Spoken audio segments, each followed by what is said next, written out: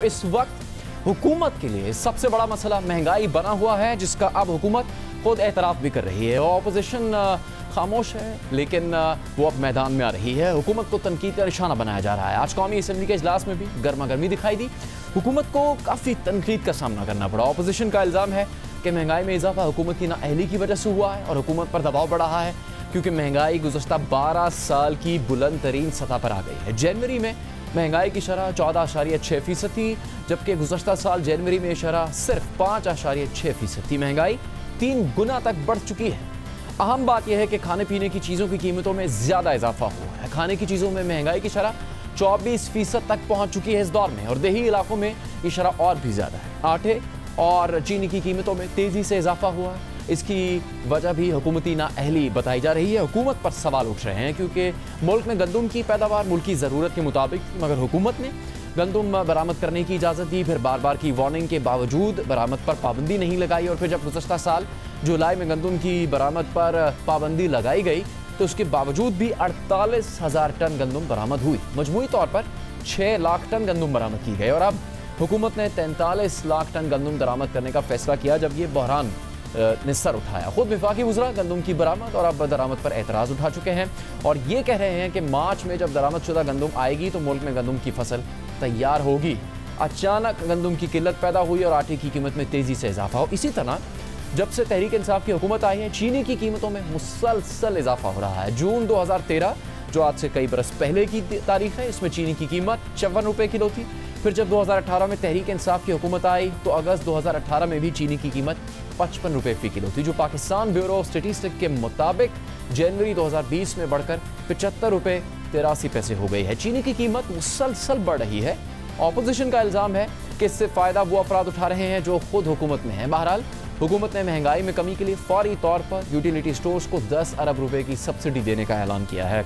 विफाकी काबीना इजलास के बाद वज़ीर आज़म की मामले खुसूसी बराए इत्तलाअ फिरदौस आशिक आवान का कहना था कि हुकूमत महंगाई में कमी के लिए सब्सिडी दे रही है।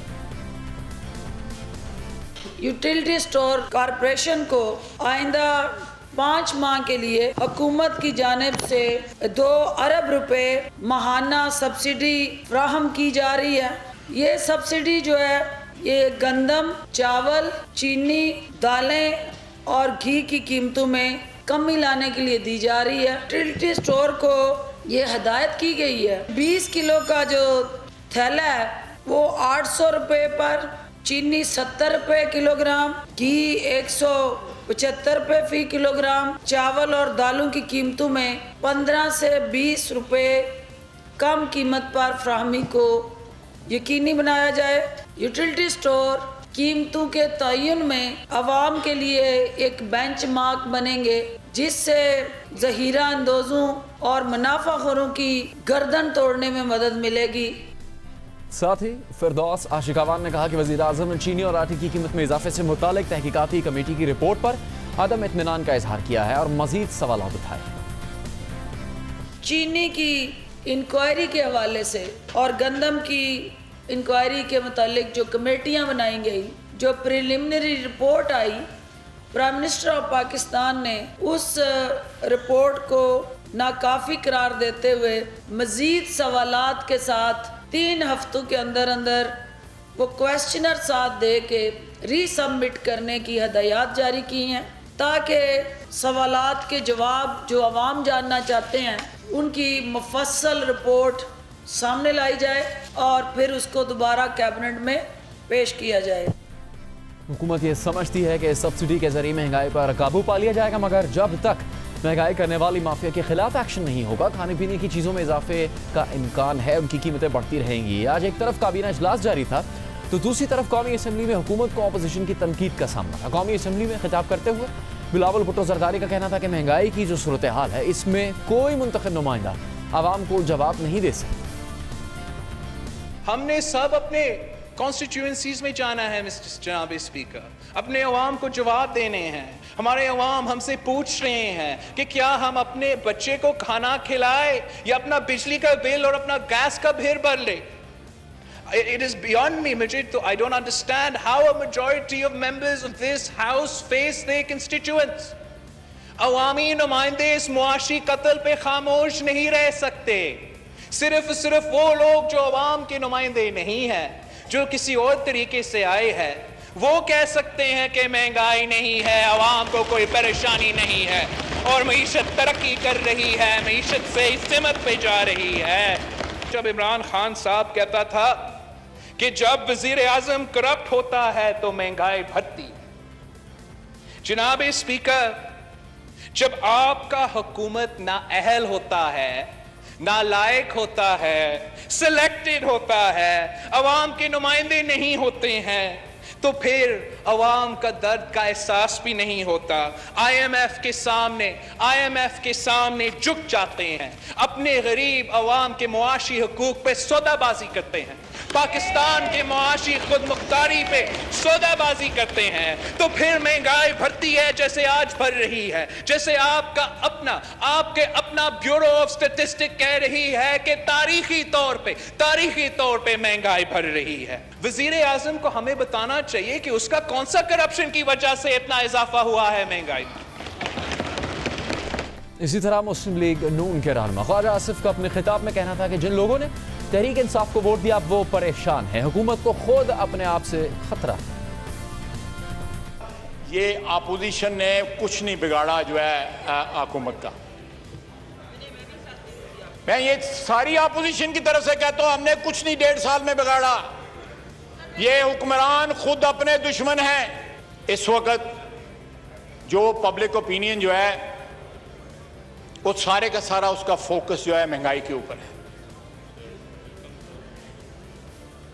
जिन लोगों ने 2018 के इलेक्शन में PTI को वोट दिया, आज वो भी पुकार के कह रहे हैं कि जितनी महंगाई आ जाए हम पछता रहे हैं कि हमने PTI को वोट क्यों दिया। ऑपोजिशन को जवाब देते हुए वफाकी वजीर हम्माद अजहर ने कहा कि खाने पीने की चीज़ों की कीमतों में कमी आ रही है। साथ ही उन्होंने कहा कि FI आटे और चीनी की कीमतों में इजाफे की तहकीकात कर रही है, जो भी रिपोर्ट होगी सबके सामने आएगी। महंगाई की जो लहर आई, पहले आपको याद होगा अक्टूबर में और नवंबर में टमाटर की और प्याज की कीमतों में इजाफा हुआ, फिर वो 1 महीने के बाद कीमतें जो हैं वो अब वापस नीचे आ गई। जनवरी के महीने में आपकी गंदम की कीमतों में और आटे की कीमतों में इजाफा हुआ, लेकिन जनवरी के ही महीने में 30 दिन के अंदर अंदर ये कीमतें भी वापस जो है अपनी सतह पे अब बड़ी तेज़ी से वापस आ गई हैं। बहुत सारे शहरों में आ गई हैं। सिंध में और कराची के अंदर अभी भी आटे की और गंदम की कीमत जो है उसके ऊपर प्रेशर है, क्योंकि वहाँ पे शॉर्टेज थी। वहाँ पे सिंध हुकूमत ने अपने स्टॉक्स की परचेजिंग नहीं की। ये मैं रिकॉर्ड पे कहता हूँ, कोई मेरे यहाँ पे चैलेंज करके दिखाए। पंजाब ने की, सिंध ने नहीं की। तो फिर जो हमारे पास्को के गोदाम है, वफाक के गोदाम है, वहाँ से डिस्पर्समेंट्स की गई तमाम सूबों के अंदर बशमूल सिंध के। और हम इंशाल्लाह ताला उम्मीद करते हैं कि सिंध में भी जल्दी आटे की और रोटी की जो कीमतें हैं उसको नीचे लेके आया जाएगा। एक मुस्लिम लीग नून के ही रहनुमा ने एक इशू उठाया था कि FIA की इंक्वायरी होनी चाहिए। हुई है इंक्वायरी हुई है चीनी के ऊपर और गंदम के क्राइसिस के ऊपर, और बिल्कुल होनी चाहिए। और देखना चाहिए कि उस इंक्वायरी के अंदर जो चीज़ें सामने निकली हैं उनको भी इंशाल्लाह ताला मंजर आम पे लेके आएंगे। हम्माद अजहर ने यह भी कहा कि जो महंगाई के जिम्मेदार हैं उनके खिलाफ कार्रवाई होगी। यही बात इतवार को वज़ीर आज़म इमरान खान ने भी कही।